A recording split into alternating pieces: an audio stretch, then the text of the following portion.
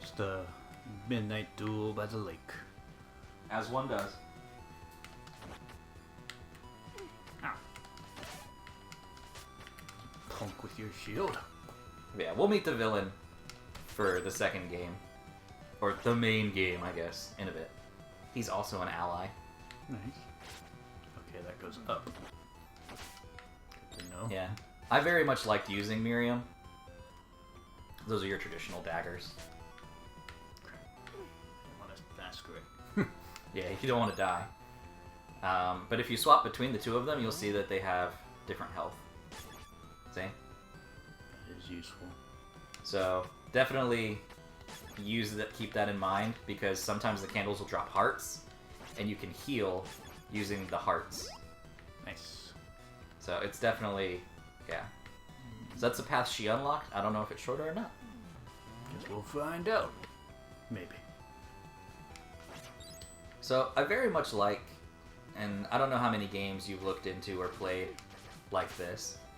I very much like that there's like a throwback to old 8 and 16-bit games, like platformers, with indie developers. You know, they're still difficult to make. They still cost a lot of money to make, but it's definitely a nice avenue for indie developers to go down. Yeah, you don't need as many people. Smaller teams can make them, and they are quite popular. But I will say, you know, there's been a good amount of them, like this game, The Messenger, Shovel Knight, you know, and they get good soundtracks. That's the main thing. It's just hearing this old music again. It takes you back. Yep. You Like, know? yeah, modern day games do have some good music too, with some of like the really epic, you know, orchestral scores, but There's just something about the ringing of like a 16-bit composing that it catches in your head. It doesn't, like, the loop doesn't get annoying. It's there and you like it. It makes you feel epic a lot of the time, and it can capture real emotion. I know that some people have said it's one of the best, like, old kind of tracks like this. I think it was in Final Fantasy.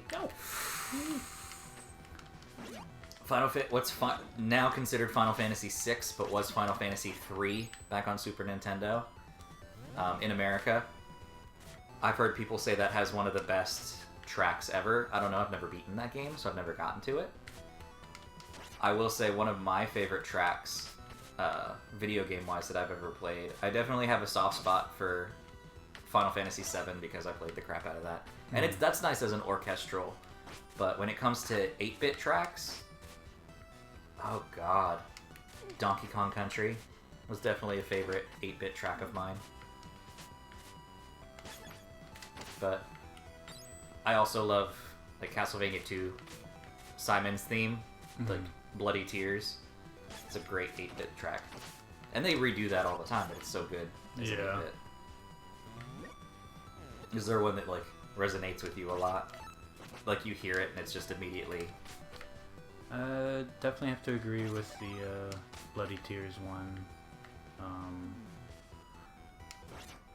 Like, when that got thrown into the Netflix show, yeah. I just... Oh, my heart. Just instant love. Instant love. But, so, the Castlevania track. Anything else? We were talking about Sonic the other day. Yeah, Does Sonic do anything for you? There's definitely a lot of old Sonic soundtracks that I really loved. Always so just entertaining. Ow. Yeah, fuck that Archer guy. Yeah, he's gonna. That's your game ender right there. That's your run ender. Yeah, I can tell. That is quite frustrating. Shit. Is that empty? Yes. Okay. Good. Last thing I want is to knock over. I jumped right into him. Jump over game. You did, and you died. Oh, so as you just noticed, when one of your characters dies, you take over for the other character until they're all dead. Yeah. And then you lose a life.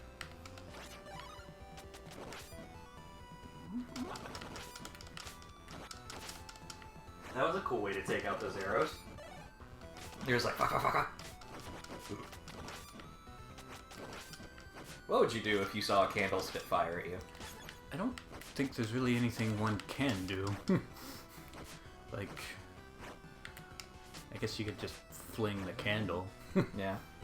You know what? Soundtrack, I never realized had such a big part of my life. So, movie soundtracks are definitely... And I realized this kind of this weekend because, so, Cape OTR and I went to see Godzilla. It was amazing. I cried for sadness. I cried for joy. You want that. Yeah, I was trying to... It's a sub-weapon limit up. I was trying to remember how to slide. You know, so I cried for sadness. I cried for happiness. Like, I cried just because it was such a good movie, because I'm a huge Godzilla fan. I love Godzilla. But the first thing I said when that movie ended, when I turned to Capo, I was like, the guy who did the soundtrack in that was amazing. Because the soundtrack takes, like, old Godzilla music and puts it with new scores. So, like, he blended old tracks with new stuff. Here's the boss. Really? Already? Yep. Oh, I remember you fighting this. Yeah.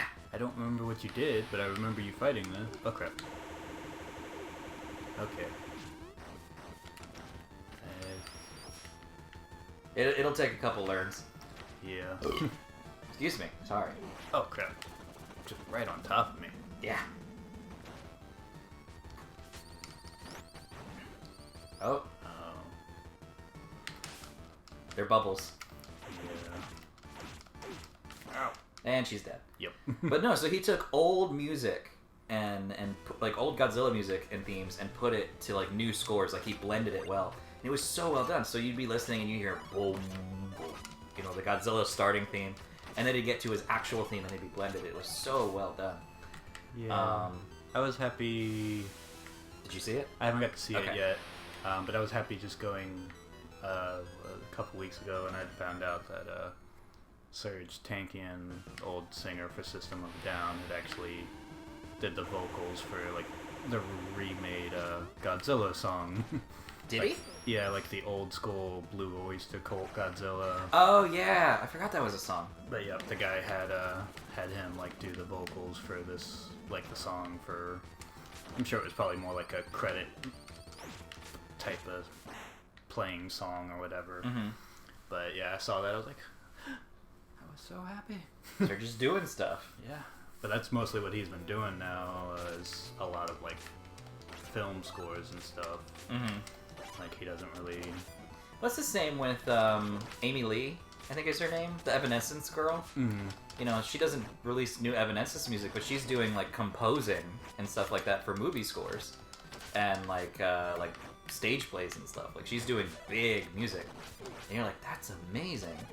Yep. Because these are talented people. Whatever you think of their music, whether you're a fan of System of a Down or Evanescence or not, Evanescence is probably the more controversial one there. You know, they're talented people. Yep. They can sing. They know how music works. Yeah, and he had got a lot of hate for it because so many people like, why aren't you making more? He wants It's to like do no, other stuff. he's doing what he wants to do. You know, the System of a Down, they took it as far as they wanted to go with it, and then they're like, we're good. Yeah. Maybe we'll release something in the future, but Yeah. we're happy right now. Yeah, I'm like, I'd much rather he do what he's enjoying instead of them just forcing an album that they're not Exactly. putting their heart into. Because you get those bands that very much, keep going way past when they should. Yeah, and you can tell none of them are really Into it. Like, there's some bands that they'll go till they die, and you can tell like that's just what they want to do. Yeah, so like it's no secret my favorite band is Coheed and Cambria. And I know that a couple years ago they were very much like, are we gonna keep making music? Are we not gonna keep making music? What's gonna happen? And like it was really after Claudio had his kid that he's like, I'm not sure if he had the fire for it anymore. But then, they made another album and they did the non-concept album and it was very much about like being a dad and fatherhood, and they found that new spark and now they're making a new concept album and it's one of their better albums in a while. It's like they found that spark again. Other bands choose to go out, and I'd rather you go out when you want to than. So if you don't want to lose your damage progress, yeah. Well, you're. Yeah, he's not exactly that much better. So I think after the third is when you should move. Yeah. Yeah. I don't know if you can hurt him when he's spinning, but... Probably not. Oh god. You're definitely getting close. Yeah. Oh god damn! But like another band that very much, like, they called it quits, and they called it quits at a good time. What's this attack? Oh, nothing. Okay. Oh, because he's gonna use his bubbles. So, maybe in the future you could try getting close to him when that happens. Because if you can duck, you can swipe him a lot. Because Zangetsu's good for spamming the square button. See if you can keep that, Oh, alright. You got the daggers. The daggers did good for him because he's up in the air. But a band that backed out at a good time, and I stand by this, and they might come back and do music again because they're all still friends and they hang out. But My Chemical Romance stopped making music, what, 10 years ago? Yeah. Something like that. And they called it quits at a good time because they technically released another album after Danger Days. So they technically released another album after that, and it's not bad. But their last like official album of Danger Days was probably their best album. And they went out on a high note. And now, you know, Gerard Way's making other stuff and like writing comics, and everybody else is making like new music or doing things they like, and that's really what you want. You want to do stuff you like. Speaking of doing things you like, David, how do you liking the game? It's fun.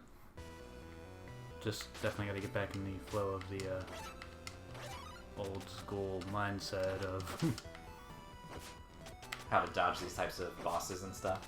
Yeah. Especially because I keep going to jump over that guy, knowing I can't actually jump over him. Damn it.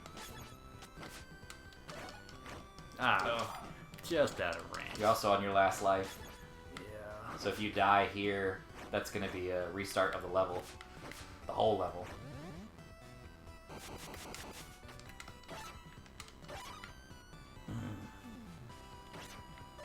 I saw a meme the other day about System of a Down that was like, That's what I wanted to do. I think it was like me in middle school discovering System of a Down, and it was a guy going, "This is the hardest shit ever." Oh, yeah. Because you're just like, if you think about it, System of a Down, they went hard, but there are definitely other bands and types of music that go way harder than System of a Down. But it's funny because it's true. It's like, yeah, in middle school, you're like, oh yeah, I'm going from listening to like the pop music my parents, or my parents, not your parents. Yeah, your parents were definitely a me, different demographic. Because well, Rudy was old 70s music, so like AC/DC and stuff like that. But he also would just listen to what's on the radio, so it would be like old alternative rock or metal on the radio. My mom very much was listening to more, not pop music, but like alt-rock pop music, and alt-rock pop in the 90s was very much like Goo Goo Dolls and Bare Naked Ladies, and granted Nirvana and Green Day would pop up, but it was all on the same station where we live. Yeah, much calmer. Yeah, that's a stark contrast to your parents, who went to Lunatic Luau and Ozfest all the time. I remember going to your old house growing up, and your parents had all the ticket stubs saved for like all the Lunatic Luau's they went to, and I was like, huh, my parents aren't into that music. Yep. Yours are. Because yeah, I remember having my mind blown when I found out my mom liked bands like Kiss and stuff like that. I was like, really? You liked Kiss? Because that was like too hard for what I thought my mom listened to.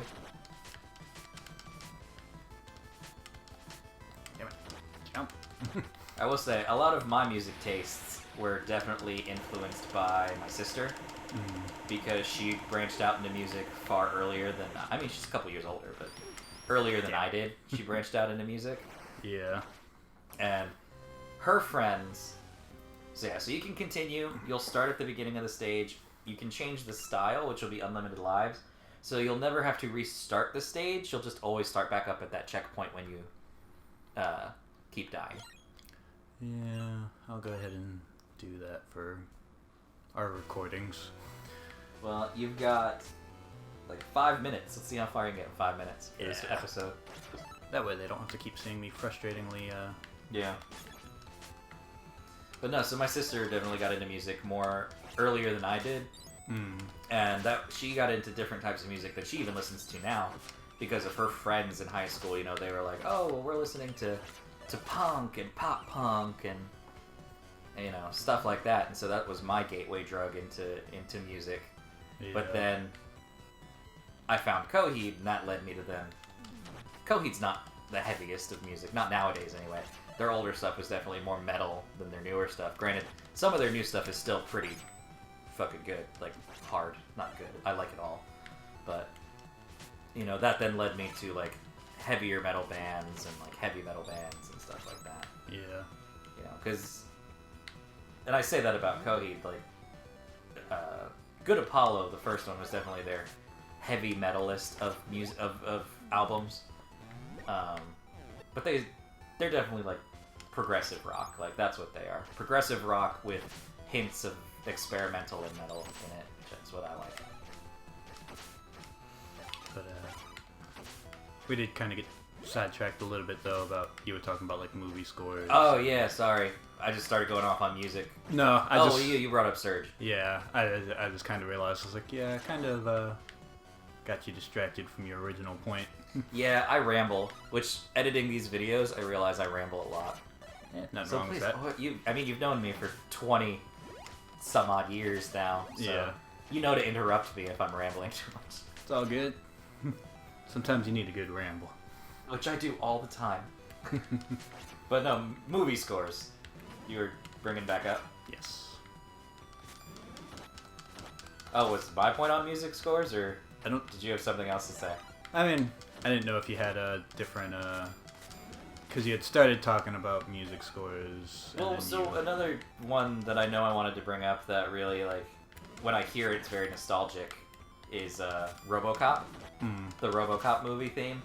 Like, that's not a theme that a lot of people think of, because RoboCop's not a franchise a lot of people think of. But I love RoboCop. It's one of my favorite film franchises from growing up as a kid. Which, honestly, it shouldn't have been. That movie is so graphic and dark. But, hey, growing up in the 90s, man. Yep. But no, the RoboCop theme, I hear it, and it just gets very nostalgic for me. So, like, they made a remake of RoboCop a couple of years ago. And by that, it was probably, like, 6 years ago. It was pretty good. Like, it was a good one. But they're doing another remake. And this is something movies are doing. You know what? We'll bring this up next time. We'll pick this up because this is a good point. This is a good point to go on for next one. I don't want to go log in this. Yes, because I'm at a door. So good timing. Good timing. Tell us your favorite movie or music scores, people. Yes. Bye-bye.